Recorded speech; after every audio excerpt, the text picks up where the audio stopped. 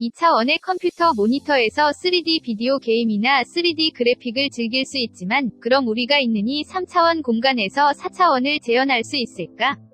하지만 그러기 위해서는 먼저 4차원 공간을 이미지할 수 있어야 한다. 4차원 공간은 어떤 세계인가? 통신 기술의 비약적인 발달로 오늘날 우리는 의사소통의 측면에서 거의 시공을 초월한 활동이 가능하다. 그런 의미에서 우리는 어쩌면 3.5차원 정도의 세계에 살고 있는지도 모른다. 그럼 4차원의 세계는 어떤 곳인가? 순서대로 확인하여 보면 0차원은 점의 세계, 1차원은 선의 세계로 간주, 2차원은 면의 세계가 되고 우리가 있는 3차원은 입체의 세계이다. 논리적으로 생각하면 4차원 공간은 3차원 가로, 세로, 높이 외에 또 하나의 축이 있는 세계라는 것이 되고 이 또 하나의 축은 3차원 공간에 갇혀있는 우리에게는 이해하기는커녕 상상조차 할 수 없다고 생각되고 있다. 얼터너티브 계 미디어, 컬렉티브 에볼루션 위 기사에서도 필자인 루크 밀러 씨는 우리는 4차원 공간을 시각적으로 이미지할 수 있는 능력을 원래 가지고 있지 않았다고 지적하고 있다. 하지만 그렇다고 해도 상상해 보려고 시도하는 것으로 다양한 발견이 초래될지도 모른다.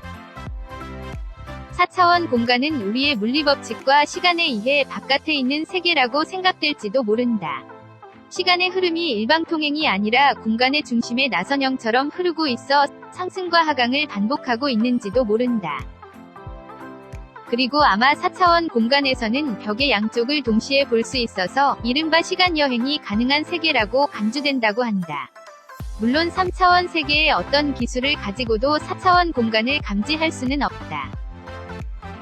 그러나 밀러는 4차원 세계의 거주자는 3차원 세계의 우리와 의사소통을 꾀하고 있는 것이 아닌가라고 지적하고 있다.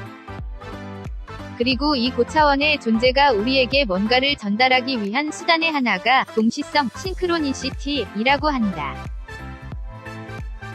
동시성은 고차원으로부터의 메시지인가? 고차원의 존재의 커뮤니케이션은 기본적으로 우리의 이해를 넘어서는 것이다. 예를 들어 우리의 세계의 날씨의 변화와 자연재해는 혹시 고차원의 존재가 우리가 나아갈 방향을 바꾸도록 하기 위해서 일으키는지도 모른다. 많은 자연 종교는 자연재해는 신이 진노라고 해석되어 있지만 우리가 완전히 이해하지 못하는 고차원의 존재에게서 이러한 메시지의 전달 방법이 있을지도 모른다. 그리고 동시성 또한 고차원의 존재가 사용하는 우리에게로의 커뮤니케이션 방법이라고 생각하지 못할 것도 없다. 분석 심리학의 아버지 칼 구스타프 융이 제창한 개념인 동시성은 의미 있는 우연의 일치를 가리키는 현상이다. 예를 들어 하루에도 몇 번씩 같은 인물이나 동물을 우연히 만나거나 디지털 시계에서 11시 11분을 계속 봐버리거나 하는 것이다. 이러한 것은 대부분의 경우 우연이라고 정리될 수 있지만 정말 단순한 우연일까?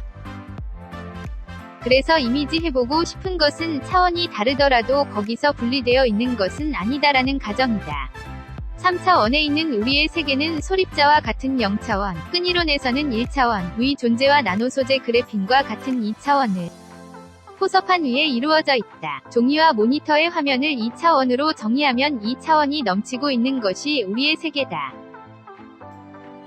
따라서 4차원 공간의 세계에서 우리의 3차원의 세계는 그 안에 넘치게 있는 평범한 세계인지도 모른다.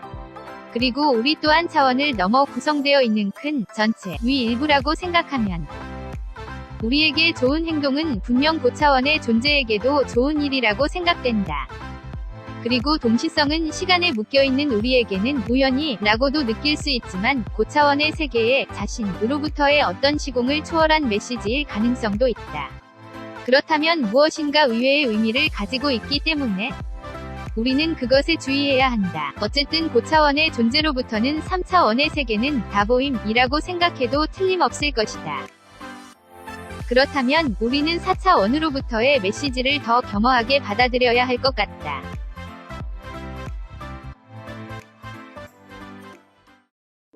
시청해주셔서 고맙습니다. 좋아요를 눌러주세요. 반드시 채널을 등록하시고 알림을 켜주세요.